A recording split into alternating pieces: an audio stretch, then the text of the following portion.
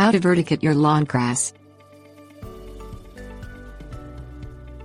Thatch is the organic matter that builds up between the soil and grass blades. Excessive thatch prevents much of the water from reaching the soil. If you use fertilizers, the fertilizer may not reach the roots as well. Signs of too much thatch include whittling grass blades, grass that is brown on the bottom and grass that is prone to disease, insects and winter kill. Verticutting, also called dethatching, is a process used to remove thatch. Therefore, if you want to restore your lawn back to health, verticutting is often one of the first steps to do so successfully. Things you'll need.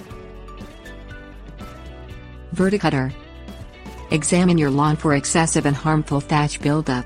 Walk on it to see if it feels springy, like a plush carpet, a common sign of too much thatch, or dig into your grass and soil to measure the thatch between the green grass blades and soil. Less than ½ inch of thatch is little concern and can actually help your grass. If the thatch buildup is over ½ inch, verticutting your lawn may be beneficial. Set the blades on the verticutter at 2 or more inches. Have the rental agent show you how to do this or have him do it for you, especially if the owner's manual was not provided for you. Verticut your lawn similar to the way you mow your lawn, in rows. For lawns with an excessive buildup, follow up with an aerator. Remove the thatch when finished. Prevent thatch in the future to minimize the need for verticutting and to grow a healthy lawn. Water your lawn deeply and less frequently. Use a slow-release nitrogen fertilizer and mow often. Thatch is not caused from failure to rake up grass clippings. Tips. Warnings.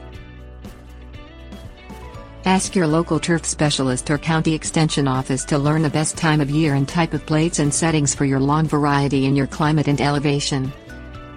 After verticutting is a good time to overseed your lawn to fill in any bare areas. If your thatch is built up as 1 to 1½ inches, then you may have to verticut your lawn again later in the year. For lawns with more than 1½ inches of thatch, it may be best to remove the grass and thatch, and replant your lawn.